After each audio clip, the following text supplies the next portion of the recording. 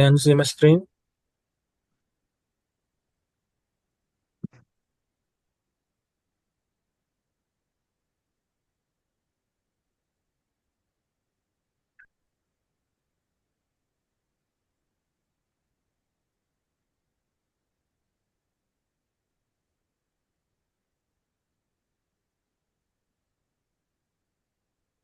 Can everyone see my screen?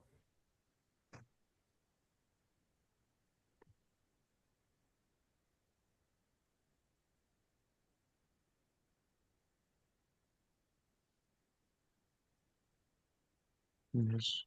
Hello? Yes. Hi, Babu. Can you listen us and can speak? Your mic is not working.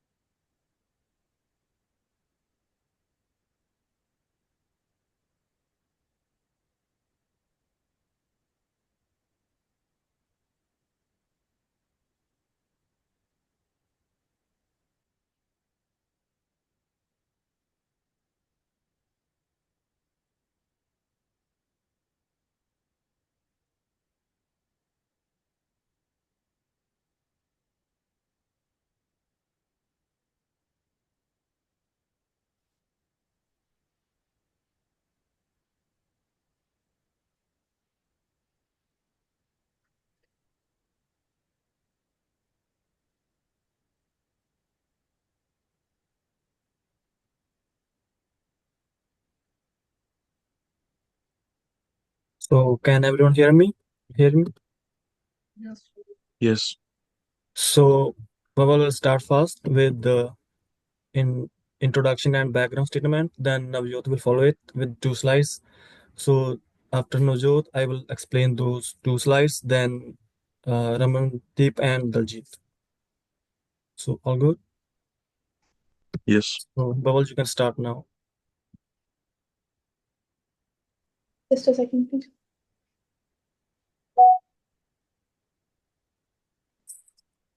Hi everyone. Today we are going to present on the topic the 2023 Meta and the Google News Ban. My group members are Mandeep Singh, Diljit Singh, Navjot Singh, Ramanpreet, and myself, Babul Chinka. So, starting with Meta and Google blocked news in Canada in 2023 due to the Bill C-18 Online News Act. This ban restricts Canadians' access to news on these platforms, raising concerns about media control and public discourse. Um, about the research background, the theoretical framework, there were different theories. First was the media effects theory, the propaganda model. This theory explores how media controls shapes how media control shapes public perception. Example of Meta and Google controls the news people see. And second was the media dependency theory. This limits news access can lead to anxiety and distrust. Examples: Canadians are used to getting their news from these sources.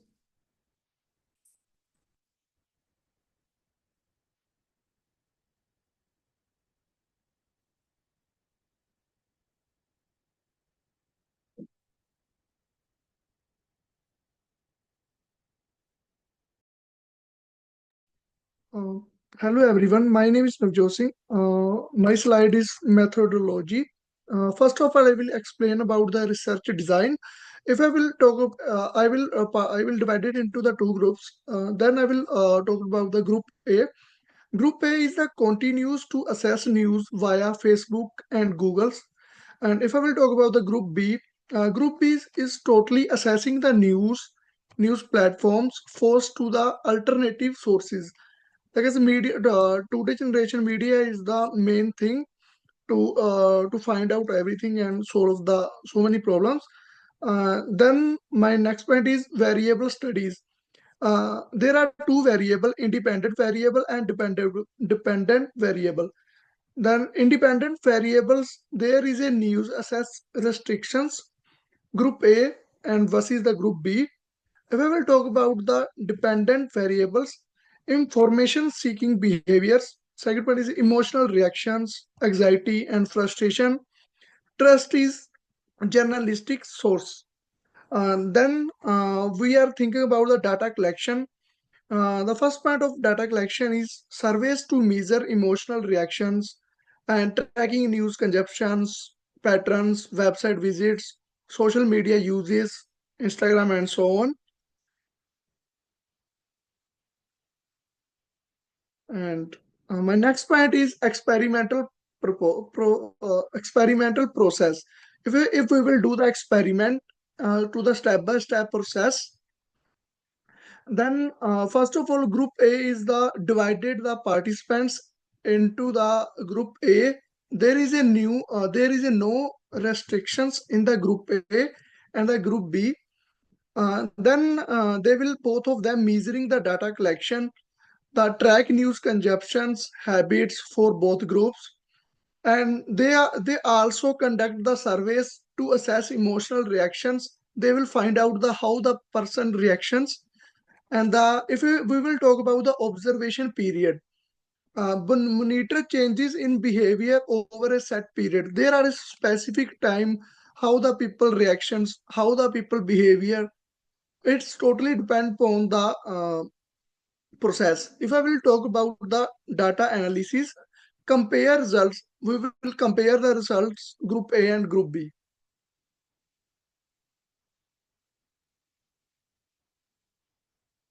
Hi, Professor. So in this slide, I will analyze the data. So like which we conducted on for the survey based. So in this survey, we asked some various questions about this, like how what people think and what age group of people we are conducted. So and like how they experience like about this scenario. So like as you can see in the first section, there's what was the that we captured the initial reaction of after then the people heard about this news ban. So like as you can see, like nearly about 27% people, like we asked whom people out of 11 people, 27% like they supported the scenario. But you can see that 36%, this number is like they, due to this thing, they found another way of getting these sources. So like it also impacted their experience, like in their emotion wise. So like people are more curious about when this news this issue happens, like as you can see the 36% number here.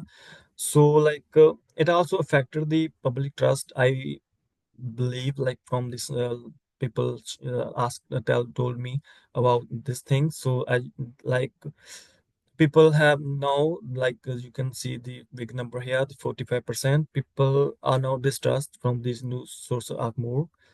So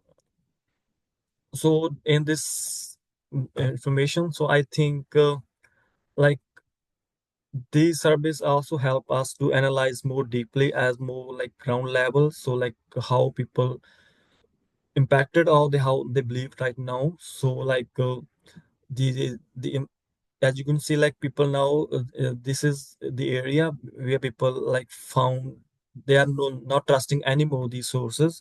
So as they found this more like they can they like when I asked about them about how they think and why they are like they have no trust in anymore. So like they told me that there are some various examples. So like people who are more like around the teenage, so like they prefer to get news from the social media platforms like Instagram and TikTok, as Nabjo told. So like, and the people who are like middle age, like between 30 and 40, they are more like they have found like they have not, for them the sources are mean same.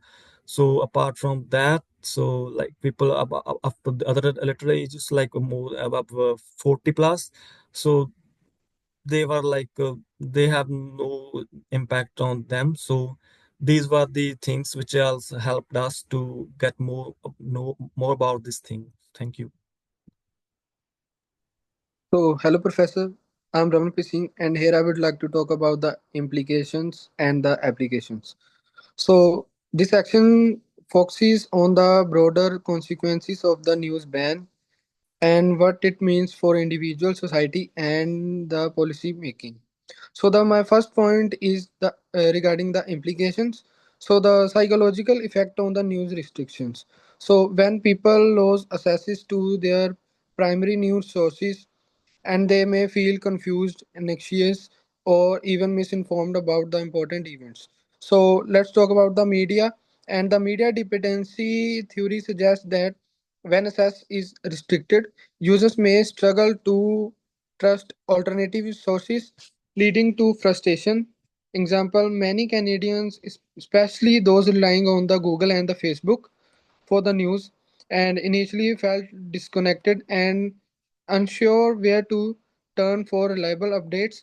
And the next about the applications. So here the power of the tech giants in shaping public discourse. So platform like Meta and the Google are the gatekeepers of information, and meaning they control what people see and don't see. So by restricting news, they limit people discussion on the critical topics such as elections, public health, and the government policies.